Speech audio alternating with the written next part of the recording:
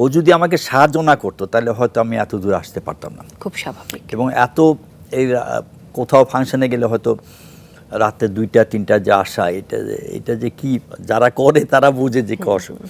তো অনেক সহ্য করেছে আমার স্ত্রী অনেক। আপনার জন্য কিন্তু এই আগস্ট মাস খুব বিশেষ, কারণ আজকে 21শে আগস্ট এইরকম একটা চমৎকার প্রোগ্রামে এসেছেন, যদিও আমার ভীষণ ভালো লাগা কাজ করছে। আবার 1 আগস্ট আপনার জন্ম, আপনার জীবনের প্রথম প্লেব্যাক সে আগন্তুক সিনেমায়, সেটাও কিন্তু 1969 সালের 1 আগস্ট। হ্যাঁ, আগস্ট থেকে আরো কোনো বিশেষ স্মৃতি আছে? যাই হোক, সেই সময়ে আপনার জনপ্রিয়তা, আপনার এত এত খ্যাতি, এই বিষয়টি আপনার পরিবার কিভাবে দেখতেন?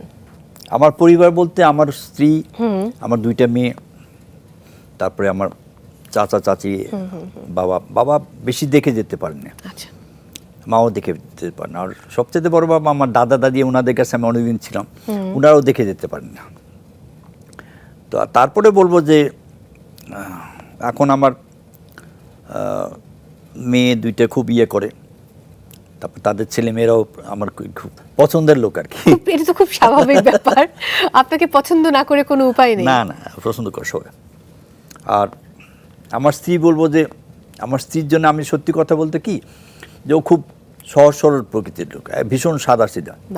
ও যদি আমাকে সাহায্য না করতো তাহলে হয়তো আমি এত দূর আসতে পারতাম না। খুব স্বাভাবিক। এবং এত এই কোথাও ফাংশনে গেলে হয়তো রাতে 2টা 3টা যে আসা, এটা যে কি যারা করে তারা বুঝে যে কি অসুবিধা।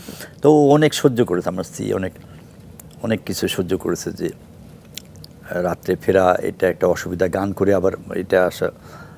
আমি ওর কাছে অনেক কৃতজ্ঞ, সাহায্য করেছে আমাকে।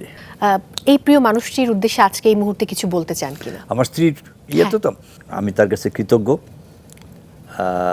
তুমি ভালো থাকো, দোয়া করি ইনশাল্লাহ, আল্লাহ পাকের কাছে দোয়া করি তুমি সুস্থ থাকো, ভালো থাকো। অনেক অনেক ধন্যবাদ তোমাকে। কত বছর হলো আপনাদের একসঙ্গে পথচলা? আমার 74-এ বিয়ে হয়েছে। 74 থেকে এখন 2026-এ আমরা রয়েছি, অর্থাৎ 52 বছর। ভাবা যায় কি দীর্ঘ সময়।